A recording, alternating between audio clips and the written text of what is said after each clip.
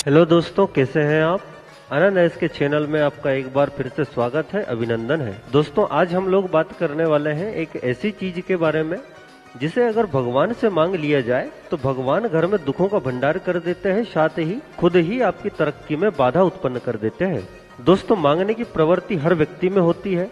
हर व्यक्ति किसी न किसी से कुछ न कुछ अवश्य ही मांगता है। वैसे ही भगवान से भी कई बार हम लोग कुछ ऐसी चीजों की डिमांड कर लेते हैं जिससे भगवान स्वयं नाराज हो जाते हैं और आपको बर्बाद कर देते हैं। एक छोटी सी कहानी से मैं आपको इसे समझाने का प्रयास करूंगा। एक नगर में दो मित्र रहते थे। उनमें से एक दृष्टिहीन था और दूसरा मित्र लंगड़ा था।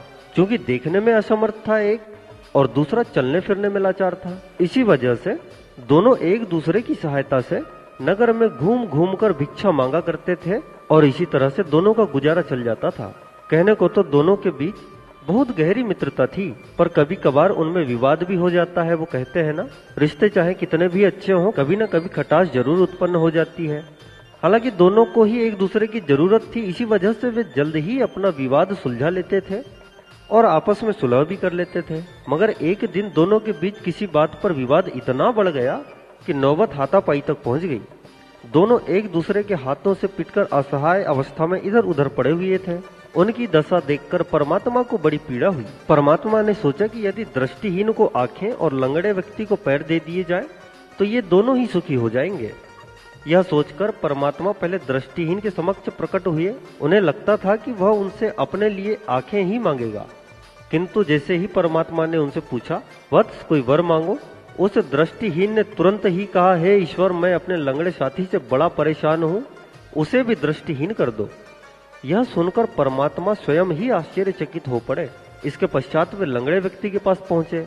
लंगड़े व्यक्ति ने परमात्मा के समक्ष गुहार लगाई, प्रभु, मेरी यही कामना है कि मेरे दृष्टिहीन साथी को भी लंगड़ा कर दीजिए। घोर आश्चर्यचकित हो परमात्मा ने तथास्तु कहा और अंतर ध्यान हो गए।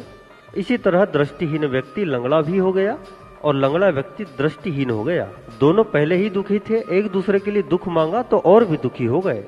इसकी बजाय यदि दृष्टिहीन अपने लिए आंखें तथा लंगड़ा अपने लिए पैर मांग लेता तो उन दोनों का दुख सुख में तब्दील हो जाता। इस कहानी का एक छोटा सा आशय निकलकर सामने आता है कि हमें दूसरों के लिए भगवान से कभी भी बुरा नहीं मांगना चाहिए। अक्सर यह देखा गया है कि एक व्यक्ति का बिजनेस अच्छा चल रहा है और उसकी वजह से दूसरे व्यक्ति का बिजनेस बुरा चलने लग जाए तो वह भगवान से प्रार्थना करने लगता है कि हे भगवान, उसका भी बिजनेस आप बर्बाद कर दीजिए। इसके बजाय अगर वह भगवान से यह मांगे कि हे प्रभु, मेरी भक्ति में कौन सी कमी है, मेरा बिजनेस इतना कम क्यों चल रहा है, तो शायद उसका कुछ उद्धार हो जाए। लेकिन अगर आप किसी दूसरे के लिए बुरा मांगेंगे तो उससे आपका ही बुरा होने वाला है। इसलिए दोस्तों, ये एक चीज जो हमने आपको बताई, दूसरों के लिए कभी भी बुरा ना मांगे भगवान से, इस पर अमल करें, आपका जीवन सुखों से भर जाएगा। आशा करते हैं कि हमारे द्वारा दी गई जानकारी से आप अवश्य ही संतुष्ट होंगे। जानकारी पसंद आई हो तो हमारे चैनल को जरूर सब्सक्राइब करें